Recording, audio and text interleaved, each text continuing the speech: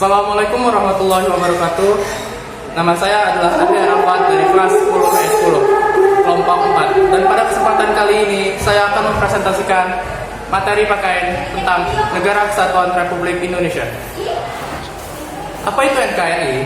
NKRI atau Negara Kesatuan Republik Indonesia adalah suatu bentuk negara yang terdiri atas wilayah yang luas dan tersebar dengan bermacam-macam adat, suku, keyakinan, serta budaya yang memiliki tujuan dasar menjadi bangsa yang merdeka, bersatu, berdaulat, adil, dan makmur. Pada materi ini, kita akan membahas tentang upaya menjaga keutuhan NKRI. Yang pertama adalah faktor-faktor yang dijadikan landasan untuk menjaga keutuhan NKRI.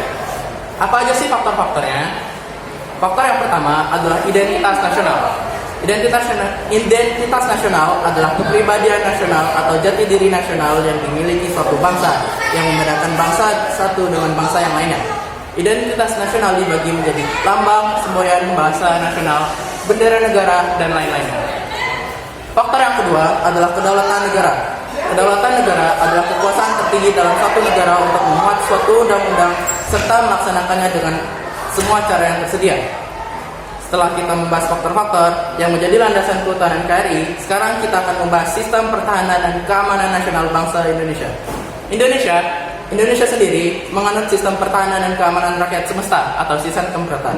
Sistem Kamprata adalah sistem yang memiliki tujuan untuk mewujudkan ketahanan nasional Indonesia dengan Tentara Nasional Indonesia atau TNI dan Kepolisian Negara Republik Indonesia atau Polri sebagai kekuatan utama.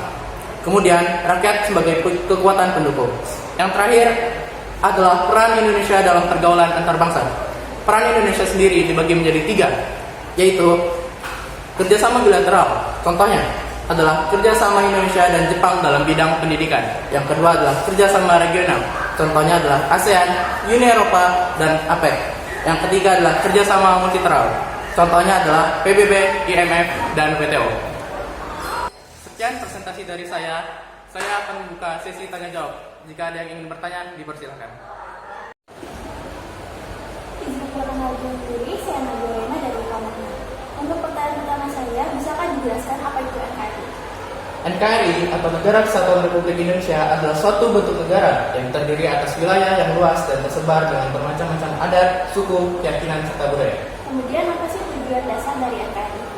Tujuan dasar dari NKRI adalah menjadi bangsa yang merdeka, bersatu, berdaulat, dan adil dan makmur. Kemudian yang terakhir, apa saja faktor-faktor yang dijadikan landasan untuk menjaga keutuhan NKRI? Faktor-faktor yang dijadikan landasan untuk menjaga keutuhan NKRI ada 2, yaitu identitas nasional dan kedaulatan negara. Perkenalkan, saya Tangguh Budi Pratama dari kelompok 2 ingin bertanya. Pertanyaan saya yang pertama, apa itu faktor identitas nasional?